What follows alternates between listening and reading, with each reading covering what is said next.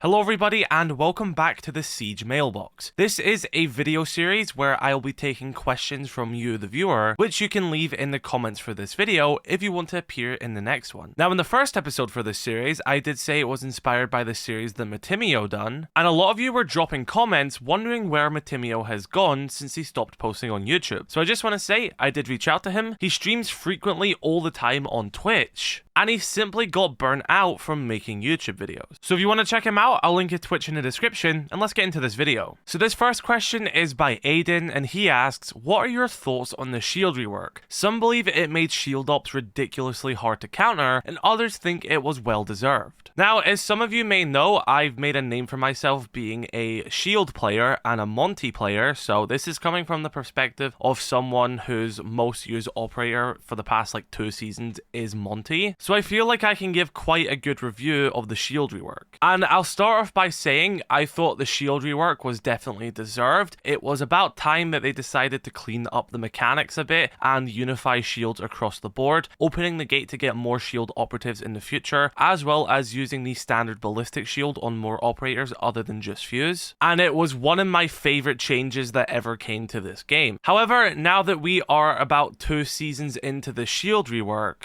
I can admit that in some aspects they are a bit too strong and they do need toning down a bit. And there's 2 things I would personally tone down with the shield. That would be the movement speed for all of them, as well as the melee damage. So let's talk with the speed of the shields. I personally think they can just run too fast with their shields up. I think it would be much more balanced if when they full sprinted, it was something similar to Blackbeard when he has his shield equipped, or like a nice middle ground which is a bit slow, but definitely not the speed they have right now. I think if you do slow them down a tiny bit, it will just force people to not play as aggressive and also give the defenders that little leverage to fight them while still keeping the shield strong. As well as this, I think the melee damage is way too high. I do like the fact that they changed it from them being counted as knife hits, because it never made sense that you could just whack someone with a shield and it counted as a knife kill. I've always thought that you should be knocked on your back instead, and I'm so glad that they've done that. However, the melee damage is way too high. I genuinely believe that it should be 10 HP at most, because that then means if you want to finish off that teammate, you then have to be coordinating with a teammate who is with you, who will take them out for you after you've put that enemy on their back, or you then have to ADS and take them out yourself. I think the shield bashing system is leagues better than the old system.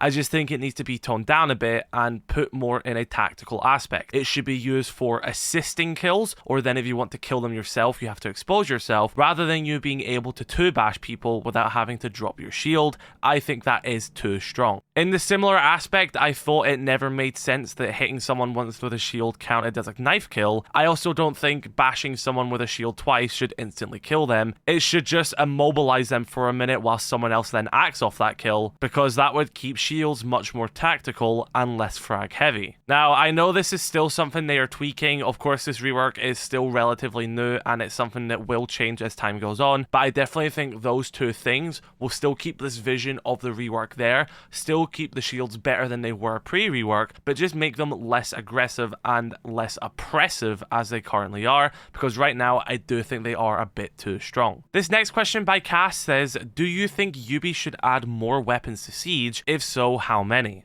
And yes, of course I think Ubisoft should add more new weapons to Siege. I'm also not against them reusing weapons. I think it makes sense. I think it's a perfectly fine thing. And with how many weapons there are in this game, reusing guns is definitely not an issue. However, it would be nice to see more new weapons in the mix, just to sort of spice it up a little bit. Deimos did get his brand new vendetta, which was a really cool thing, but I just think it would be nice if we occasionally got a new secondary weapon, for example. Let's say the Year 9 Season 3 operator doesn't bring any new primary weapons, which again is fine, but they gave them a brand new secondary SMG, which can then be used on other operators or even added to old operators. I mean, Sledge is looking for a buff. Rather than giving him back the SMG-11, how about we introduce a new secondary SMG into the game and give him that as well? Personally, the thing I dislike most about the fact that we stopped getting new frequent weapons is the fact that when we do get a new weapon, it's an important weapon. And by that I mean it's a brand new AR, it's a brand new SMG, or in Deimos' case, it's his gadget-related pistol. But because new weapons are so few and far between, that means we'll never get things like the Bosch G again, or another super shorty alternative, or a brand new primary shotgun. It just feels like those guns are not important enough for Ubisoft to focus on for a new weapon. They would rather put that effort into a flashy new AR, DMR, SMG. And I think a weapon they definitely need to add is some nighthaven ordnance. These are weapons that they can just completely make up themselves if they want to. They have been an important part in the lore. I actually thought it would have been quite cool if Deimos' primary weapon was one of these stolen nighthaven weapons. So I definitely think Ubi can be doing a little bit more when it comes to new weapons. I would like to see a new secondary SMG, a new secondary shotgun, a new primary shotgun. I want to see just a few more of these things as the years go on. I'm not saying every new season has to have flashy, brand new, everything new loadout. We used to get that back in the day. I've accepted that we're not getting that again, but it would also be nice just to get a little bit more. The next question is by Comrade Inspector, and they ask, what do you think of Deimos after a season of having him and him getting ACOG on his AK? Do you think he's in a good spot? Maybe a little underwhelming? I feel like he's missing something. And if we're being honest, I just think that Deimos is balanced. I think he's fine. I think they achieved exactly what they were going for with Deimos. He is a strong team operator. He shines the moment you get an advantage.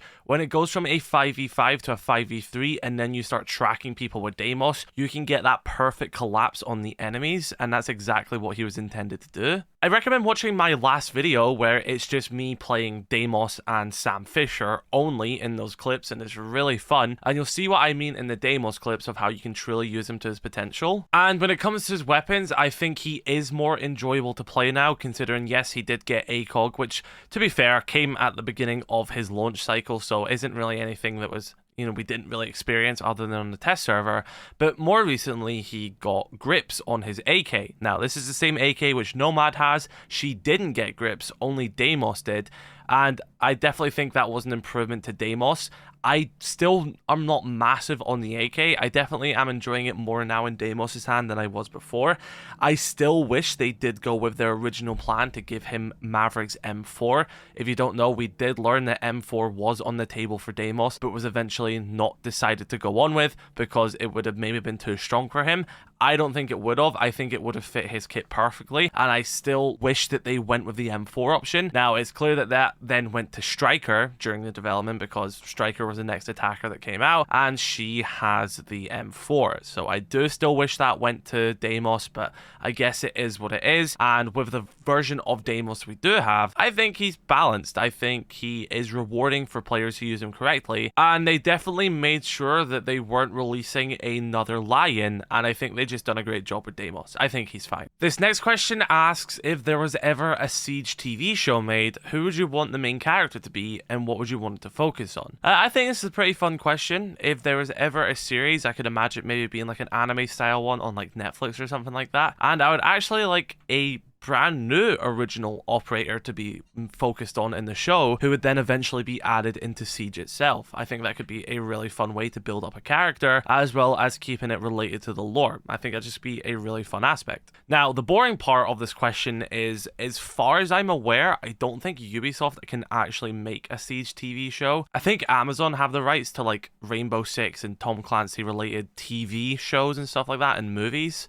Hence why you've got the Jack Ryan series on Prime Video and the Without Remorse movie, which is about John Clark. And I believe they are making their own Rainbow Six movie on Prime Video, which of course is going to be separate to Ubisoft's universe. Completely separate universes, different companies, different controls of the Tom Clancy IP. I don't think Ubisoft are allowed to make a TV show, which is really sad.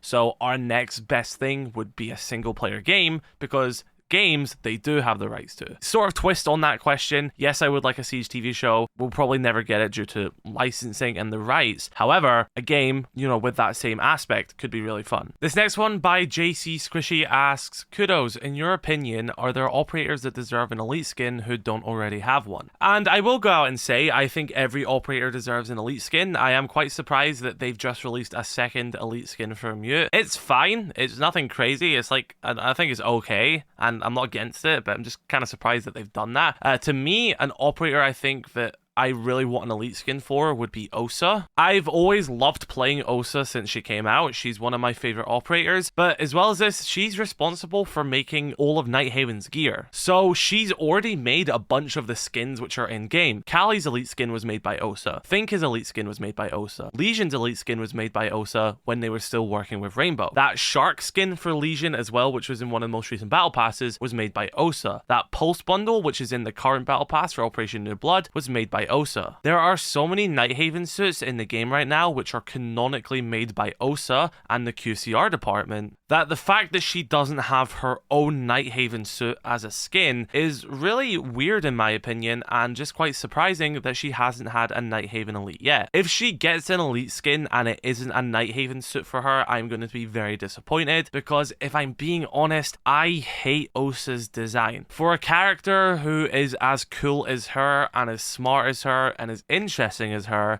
skin is just so bland, basic, and boring. I really want them to give her a proper Nighthaven suit, show how strong she can be, give her this proper soldier feel, because her default skins and a lot of the recolors are just bleh. But everyone, that is going to conclude this episode of Siege Mailbox. Be sure to drop your questions in the comment section below, because I am going to make more of these. They're probably going to be more frequently than once a week. This is going to be my second one this week, so let me know if you do really enjoy this series. I definitely enjoy making them. I've been struggling a lot in my personal life recently, haven't had a lot of time to make content, and these videos are a lot easier for me to make as well. I can get them out faster, and I really enjoy engaging with the community, so I really enjoy it, and if you enjoy it, I'm happy to make more. So drop your comments, your questions, your topic discussions. I'll get into them in the next video or a future video. Be sure to let me know your thoughts, and have a great rest of your day. I'll catch you later. Peace.